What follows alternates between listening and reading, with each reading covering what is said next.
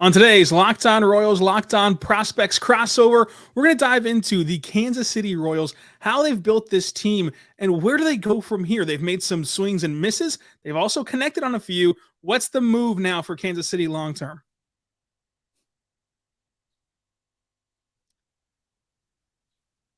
Joining us now is Lindsay Crosby, host of Locked On MLB Prospects on the Locked On Royals and Prospects podcast crossover. Lindsay, thank you for joining us. We're on Locked On Royals. We're on Locked On Prospects as well. You've got a lot of fun stuff. You're the Prospects Encyclopedia, as we always say on the live reads to go encourage people to watch your show. It's true. That's not just a little throwaway line, Lindsay. Now, how are you doing, first of all? And then, secondarily, how excited are you to talk about the Royals farm system? And they're in your hierarchy, your big board, whiteboard behind you, which is imaginative. Where would they rank on farm systems that you enjoy talking about? So I enjoy talking about the Royals more than you would think, because there's been a lot of like really good hitting development. Like, you've got great stuff with hitting prospects. And last year on my show, over the course of the calendar year, we had 5 different prospects of the pod. Like, this is the official prospect of the pod that we are trying to get called up and in the bigs. And 2 of those 5 have been Royals, because Bobby Witt Jr. was the very first one. Vinnie Pasquantino was in there as well. And so, like, I'm constantly amazed with what the hitters in Kansas City do. And then I'm constantly amazed by what the pitchers in Kansas City maybe sometimes don't do. But it's fun to talk about because it's interesting. And that's pretty much the most you can ask for. So, Lindsay, I want to start this podcast by asking you, as somebody who is not emotionally invested in Kansas City, somebody who does not have to look at this through any sort of optimistic or pessimistic lenses, just straight down the middle of what you believe about these prospects. Kansas City's rebuild has been happening for quite some time now. It's getting to the point where you need to start seeing them win, but they also don't have the talent to win. So then do you start over? Where do you go from here? In your mind, you've seen this team go from Dayton Moore, now to JJ Picollo, go from Mike Matheny, Ned Yost, Mike Matheny, and now to Matty Q. With this team, they started out by investing in college pitchers, drafting a whole draft class of college pitchers. None of them panned out besides Brady Singer so far. So do you give up on those guys? Do you give them another year to try to prove themselves? Like, just your overall opinion on this Royals farm system, which has had some nice pieces. I think Bobby Witt Jr. is a nice piece. MJ Melendez, we're going to get to your Vinnie Pasquantino hot take coming up that people are going to love in Kansas City. Nick Patto, I think that Mike Massey is going to be pretty good. Like, they have a lot of pretty good and encouraging bats, but they spent years investing in pitching, which I think was the right idea, from Daniel Lynch to Asa Lacy to the kid from Connecticut a couple of years ago. Like, I think that that's the right idea in a small market, because you just can't go acquire pitching, but they haven't worked. So, like, what is your feeling on this specific farm system, which people, I think, nationally will think, oh, well, they've sucked for 5 years, so it has to be good, but might not be the case. So with the pitching, it's not like though that 2018 draft. I want to go back to that for a second, because you take 5 college pitchers, and the idea behind being so aggressive on college pitching is the floor is going to be high, right? They're going to get to the bigs quicker. They need less development. They're more finished products. And I think that maybe it was a little bit of losing sight of the trees for the forest. Because yes, you went out and got a bunch of college pitchers, but Florida, University of Florida, for instance, is known for not necessarily getting everything out of their pitchers. You need to develop those guys more than some other. Like, look at the fact that the Guardians love taking Florida pitchers, because what do the Guardians do? They give you a couple miles an hour of velo and turn around and make you into a, number 2, number 3 pitcher. And so it was the right idea. I understand going out and getting all those guys. It just didn't necessarily work out because of the pitching development that was around. And Dayton Moore is the first one to tell you, you need 10 pitching prospects to get one big league pitcher. He came from the Atlanta Braves, and that was their thing.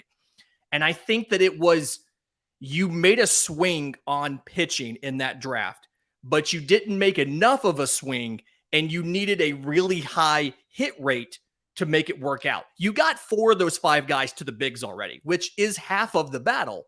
But like you mentioned, everybody outside Brady Singer has an ERA over 5. So they're not necessarily that good. I think there's still some work you can do with those guys. I still think there's some hope here. Hiring Paul Menhart from the Nats, I think he helps. He's a pitching advisor now for this system. He had a big hand in getting those Nationals pitchers, Strasburg, for instance, getting them where they needed to be to win the World Series.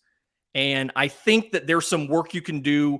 If Jackson Kowar is going to pan out, this is going to be the year you see the control get better. You see the fastball shape get a little bit better so that pitch works up in the zone and kind of works along with where the modern game is, because that's kind of been the rub for the Royals is some of the pitching development was a little one size fits all and a little too rigid and didn't necessarily meet all the guys where they are. I think you can still salvage out of that 2018 draft.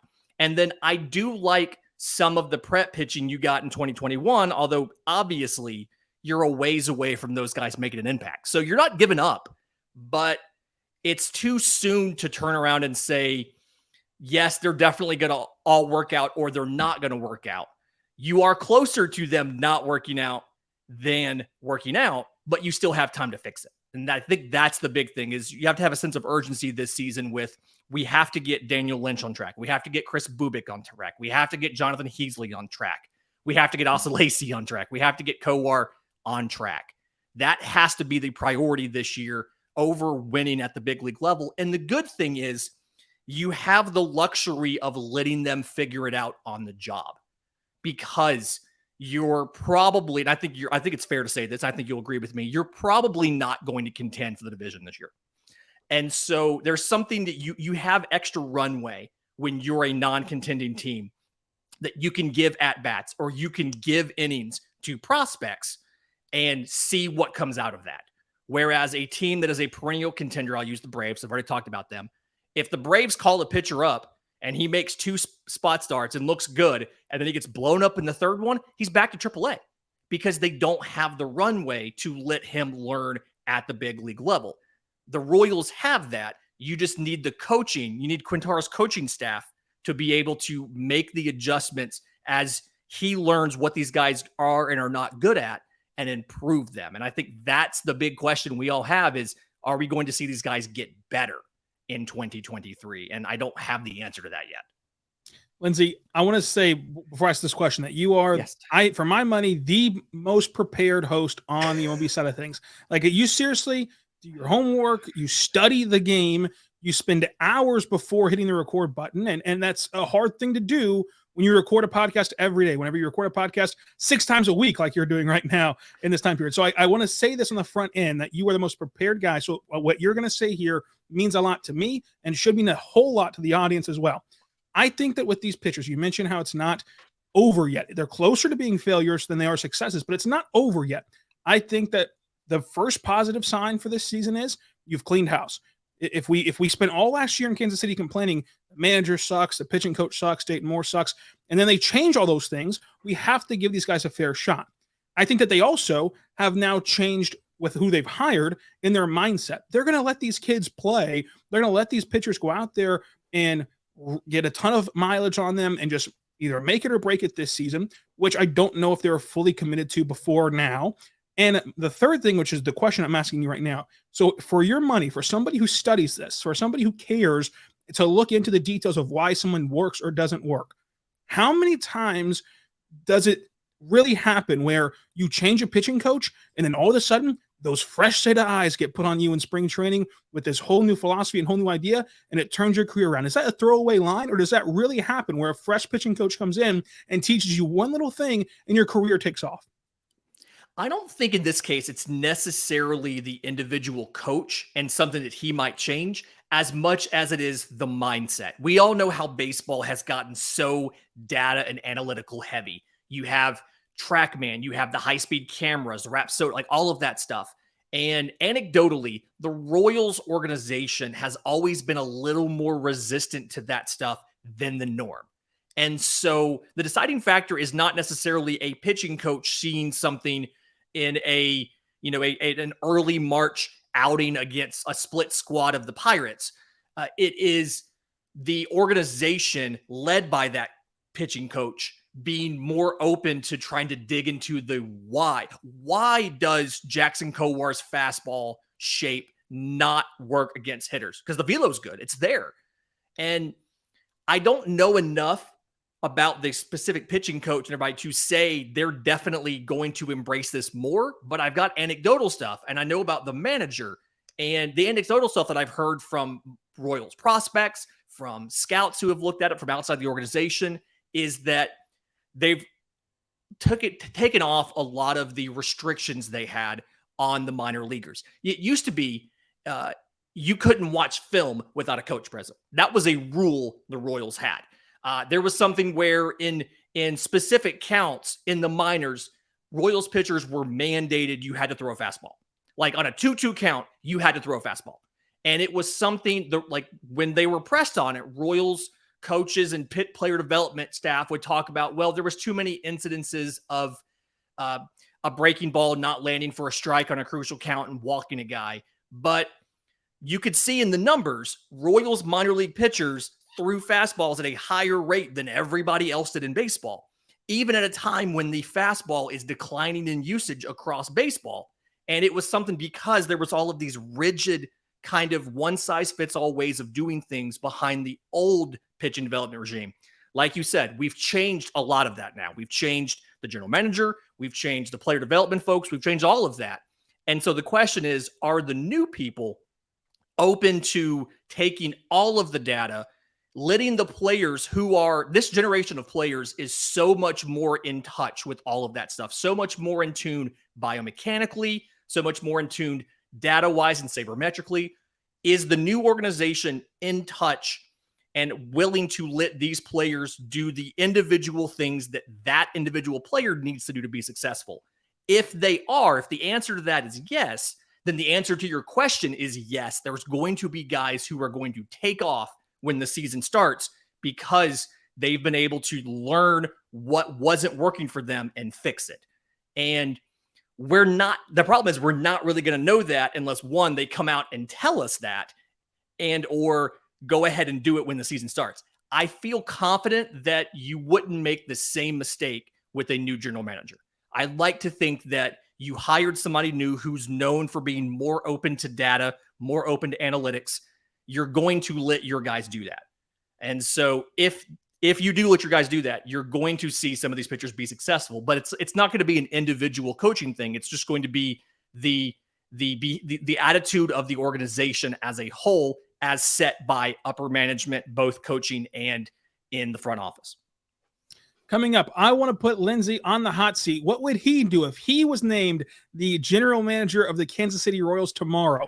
Plus, what are his rankings of the pitchers he still has faith in Kansas City outside of Brady Singer? And we got to show Vinnie P some love and the rest of these Royals hitters. But first, I want to talk right now about our good friends over at FanDuel. This year is the only app that you need at your Super Bowl party is FanDuel, America's #1 sportsbook.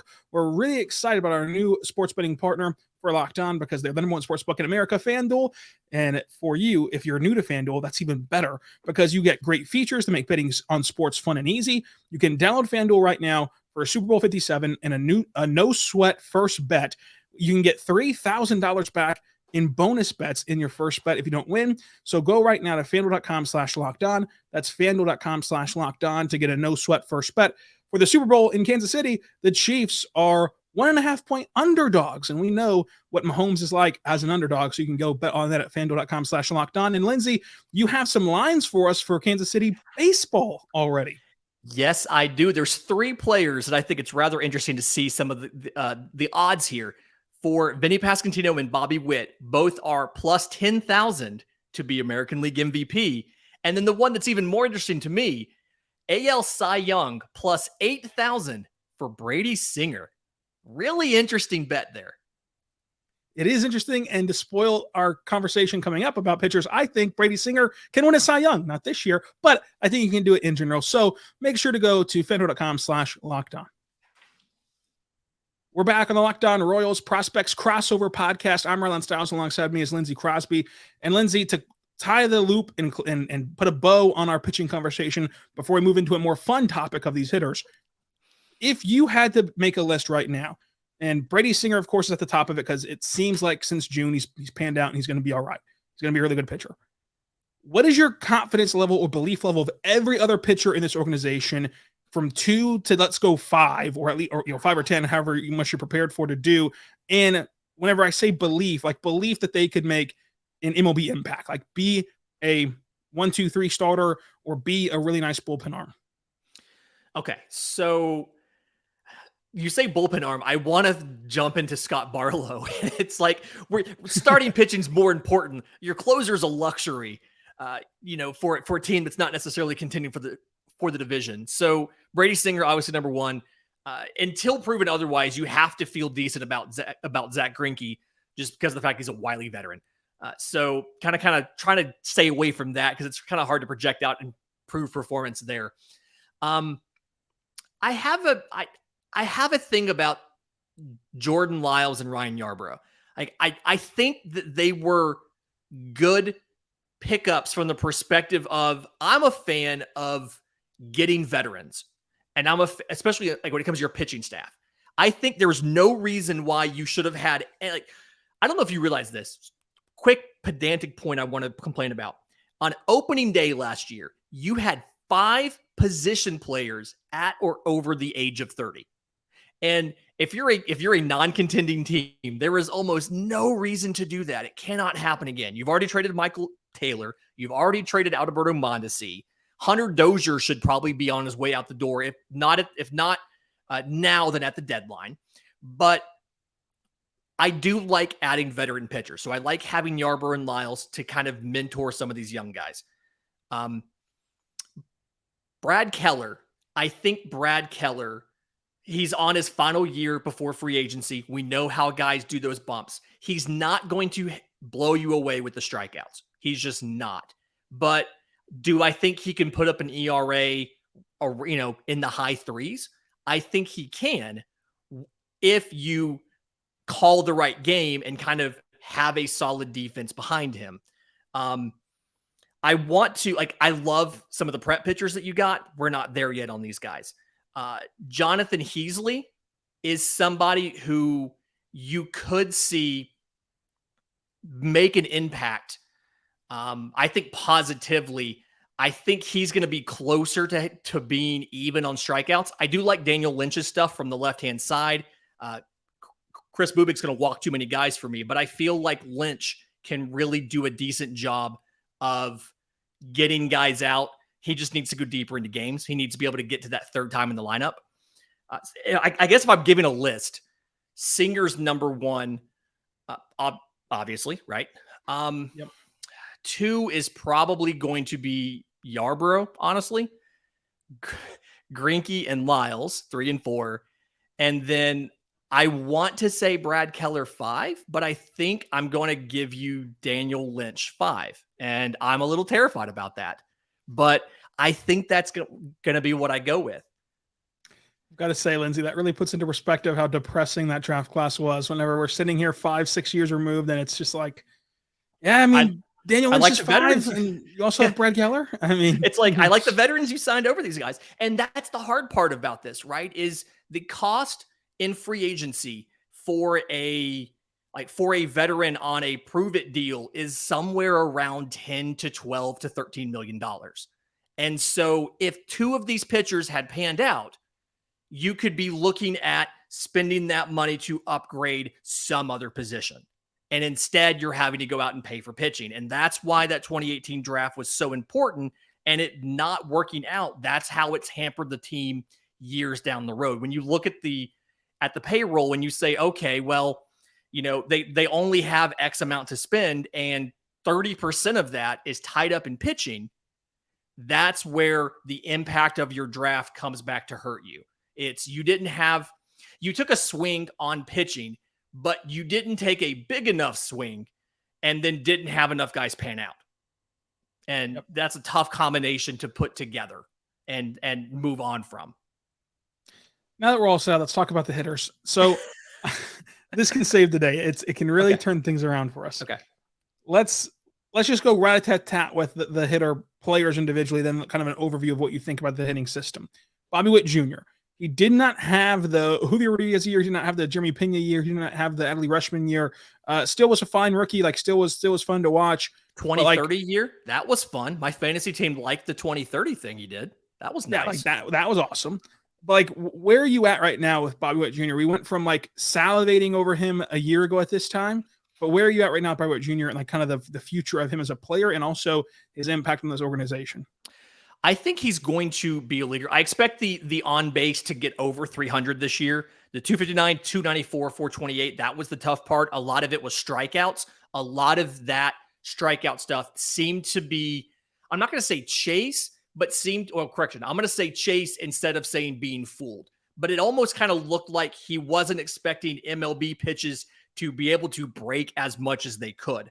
There's a difference in hitting off a guy in AA or AAA and hitting off a big league pitcher.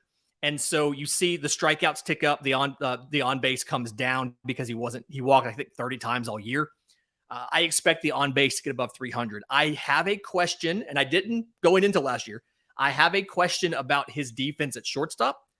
Part of me wonders, was he trying to keep up last year with, this is my first year in the bigs, this is my first full season, the physical demands of playing every day, 7 games in a week, and then moving back and forth between third and short early, did that do something to him mentally or not? So I want to see his defense get better this year, because if not, you're going to have to look at, do we need to move him to third base, which right now is Hunter Dozier. Again, I think Hunter Dozier is going to be gone at the deadline. He's your only guy outside of Salvi in your starting 9 who is over the age of 30.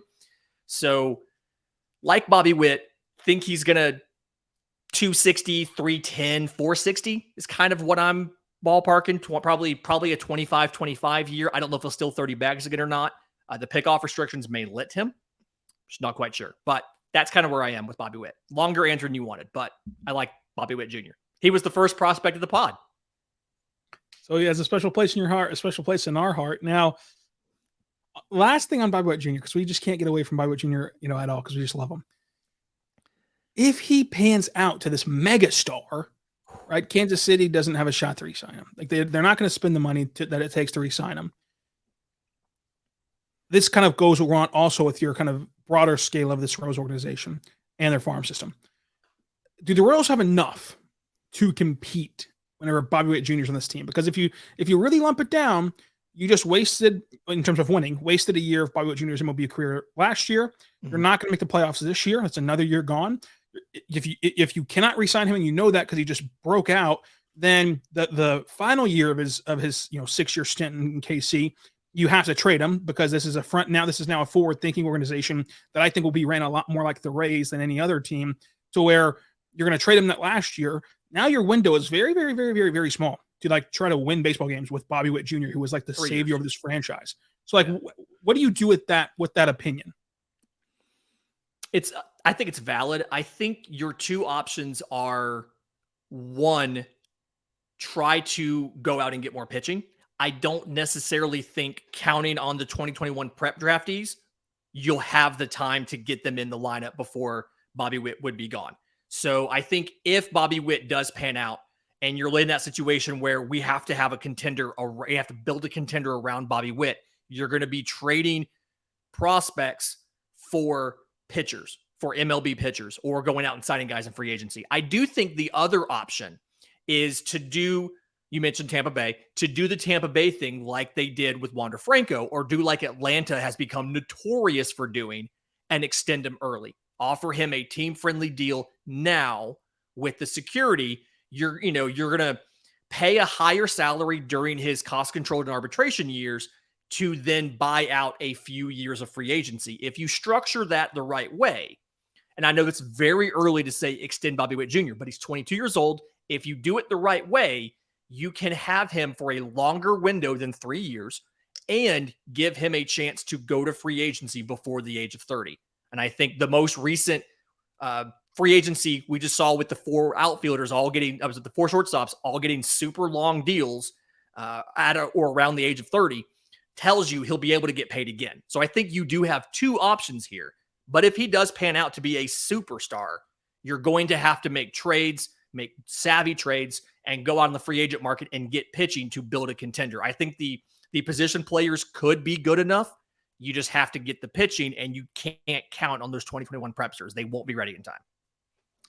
Lindsay, I'm going to just step aside for you to give this take, and I'm going to give you a fair warning. If you don't clip this out and put it on your own feed, I will, or we both will, because the people of Kansas City need this. They need what you're going to say. So, Lindsay, let the people know your Vinnie P take. Vinnie Pasquantino is going to win the batting title in 2023. Last year, 295, 383, 450, 35 walks to 34 strikeouts. I think he's going to do better than that. I think he's going to have a batting average over 300, a on base over 400, and a slugging of over 500. He is going to contend and win the batting title in 2023.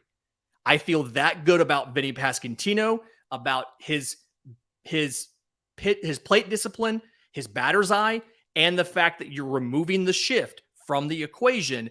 And so it's harder to adjust your defense to take away what he does well. That is my Vinnie Pasquantino take.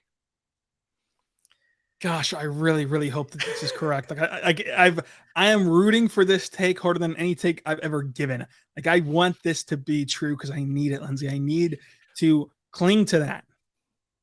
And he last year, he kind of evenly split time between first base and DH. 37 games at first base, 35 games at DH. Nick Pratto is the better defender, and that's nothing against Vinnie P. His offense is perfectly fine. Nick Pratto is just a plus defender at first base. Nick Pratto is good enough he could play somewhere else besides just first base. But I absolutely think that if he were the everyday first baseman, you would see him be above average defensively. But either way, that bat is not going to slump. Vinnie Pasquantino is real, and he's spectacular. Shifting gears to Nick Pratto. What is your opinion on Nick Pratto as a general player? Nick Pratto needs to be up to start the year. A lot of the depth charts that I've seen early, FanGraphs, things like that, have Nick Pratto in the minors.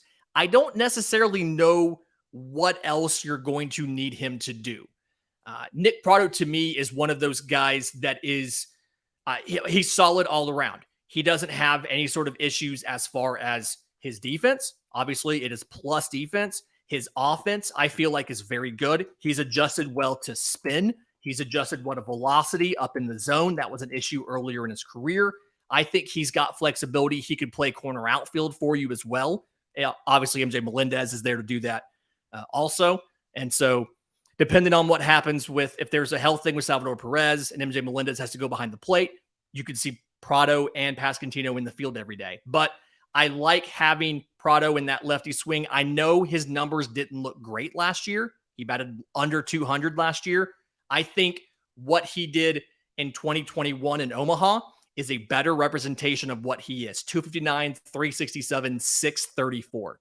I think that's a better representation of Nick Pratto's game than that small sample size he had in Kansas City later in the year last year. MJ Melendez is the last prominent hitter I want to discuss in depth for with you right now because we're running a bit long. MJ Melendez just looks so cool. Like, he's a cool guy. It's, every interview you see with him and his family seems great. He has that swag that if the Royals ever do get on that big stage, become a winner, I think that fans will instantly gravitate towards him, and he will just be this guy that has such a bravado about him. With MJ Melendez, he's also very versatile. Mentioned that he's training a lot in the outfield, going to play a lot in the outfield this year. He can catch, he can DH, he can just do almost anything on the baseball field. MJ Melendez's ceiling is what? Ooh, MJ Melendez's ceiling is an all-star alternate. MJ Melendez. Okay, so here's what MJ Melendez has done since he was a prospect.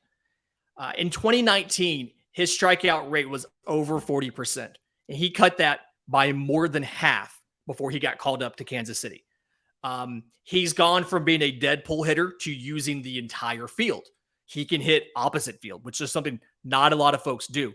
He's incredibly athletic. Obviously, he can play the outfield. The arm is probably a 70 grade arm. And so, I mean, works behind the plate, works in the outfield as well. I do worry about the impact of playing every day on a guy who's not necessarily used to playing every day. A lot of catchers, their bodies start to get used to play 2 days, take a day off, play a day, take a day, things like that. I do worry about him being overused, but that's not as big a concern for him as it would be for other catchers because he's kept the conditioning up. He's kept his weight down. I want to say he's 6'1", right around 195 to 200 or so. He's not a larger catcher like an Alejandro Kirk of the Blue Jays or something. So I am a little concerned about the playing every day when he hasn't had to do it, but he was in 129 games last year and he wore down a little bit towards the end of the season. So something to keep in mind, but I do think his ceiling is all-star alternate. And something like William Contreras when he was with Atlanta last year, made the All-Star game at DH. He caught 2 or 3 days a week. The rest of the time he was either DH or he played a little bit in the outfield. Melendez will play more outfield than Contreras did, but that very much seems to be the model for me. You catch 2 or 3 days, you're in the outfield the rest of the time, and you're out there hitting home runs, you're throwing guys out, and just racking up extra bases. Lindsay, on the surface level question here for the hitters, I was put a bow on it and then put you in the hot seat to be the GM of the Royals. Okay. Who is your underrated hitter in this organization? I love irrationally Mike Massey. I think that he's going to be like a plus starter in the bigs. What for you is a guy in this system that you think deserves more flowers? Ooh, that's a good one. A guy in this system that is underrated, Carter Jensen. So to me, he has incredible strike zone discipline, and I don't think he gets enough credit for it. 2021 third rounder out of high school. So a catcher, a prep catcher, but I think his discipline very good. Spoiler alert, when I drop my breakout list, or sorry, I dropped my farm preview on Saturday, he's my choice for breakout prospect. Is Carter Jensen. I do love the catching depth in the system, but he's the guy. He walked 83 times to 103 strikeouts at age 18. I mean, there's big league hitters who never get close to that kind of ratio. So I think he is underrated as far as what he could be. And then Tyler Gentry, offensively, to me, I mean, he's batted over 300 just about everywhere he's been. He put up a slash line in Double-A Arkansas, 321, 417, 555. I mean, 300, 400, 500 slash line, that's a dude. Like that is like Tyler Gentry, Carter Jensen are my two guys that don't get enough credit in this system. I respect both of those picks. Those are very good picks. Now, Lindsay, let's end this crossover with you as the GM of the Kansas City Royals. Congratulations. Thank you. First order of business, though, is you've got to figure out, is this team going to pivot and tear it all down to the studs and start a new rebuild because now you're in charge? You're not going to make the same mistakes. The fan base has to just give you a little bit more time because you're going to build back up this farm system and you're going to get them cooking again where they're going to have success through the farm and sustain success. Or is this salvageable? Like, do you think that there's enough moves in the margins that you can make next offseason and moving forward to make this core be good enough to go back to the postseason? So when I look at this farm system, I kind of separate things into tiers, right? Tier 1, tier 2, tier 3. And like, to me, tier 1 is a guy that is going to contend for, like, he's going to be an all-star. Tier 2 is this guy is more than likely going to make the bigs and be a solid contributor. And then it goes down from there. I don't see anybody in this farm system who's a tier 1. I don't see anybody who's like, yeah, this dude's going to be an all-star when he gets the bigs. Not there. Now, you graduated some guys who could do that. A Vinnie Pasquantino, a Bobby Witt, MJ Melendez.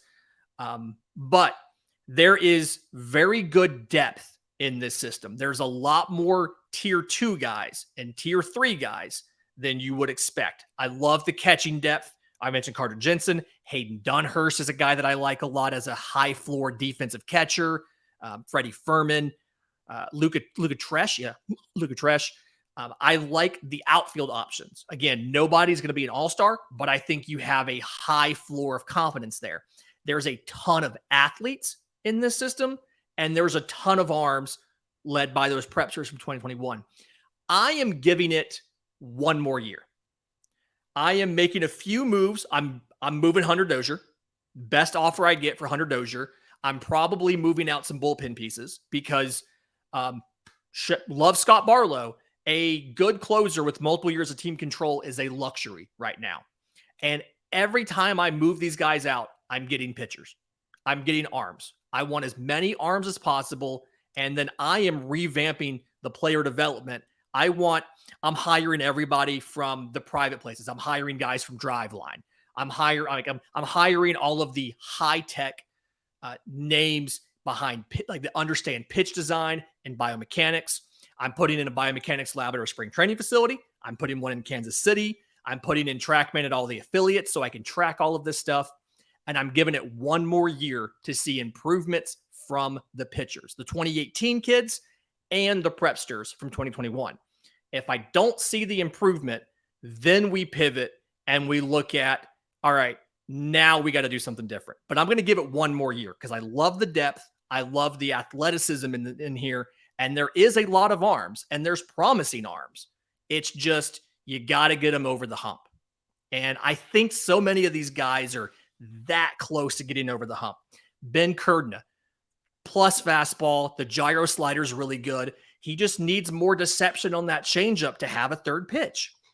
Angel Zerpa, he just needs something that he can get righties out with. He has a changeup that's okay right now, but he four-seamer, two-seamer, slider. Frank Mazzucato needs more velocity on the fastball. He sits 89 to 92. There's so many things that you could just make small changes and these guys could take off. And I want one chance to do that. One chance, one shining moment. Lindsay, to get out of here, I'm going to try to bait you into a positive question about the pitching draft of 2018. I think I know your answer because you mentioned Daniel Lynch before, but you have to predict. I'm going to nail you down. One guy that makes the Brady Singer turnaround this year. Is it Lynch, or do you have another guy that you're going to surprise us with? Honestly, I think it's Jackson Kowar. I really do. I think with the new pitching player development and their openness to pitch design and some of the outside work, you can fix the fastball. And if you fix Jackson Kowar's fastball, you fix Jackson Kowar. And I think he's going to, as soon as he has to get up first. That's the issue. You went out and you signed free agent pitchers. But on average, an MLB team has 11 or 12 different guys start a game for them every season. He's going to have an opportunity. And there's the runway here for him to take it and run with it. And I think he's that close to breaking out. Lindsay, thank you so much for joining us. Make sure that you make your second listen, Locked On Prospects, to dive into this Royals farm system tomorrow, where he goes even more in depth on all the nooks and crannies of this Royals farm system. Lindsay, thanks for hopping on. Thanks for your time. I always appreciate it. Thanks for having me. Until next time, be good and be good to one another.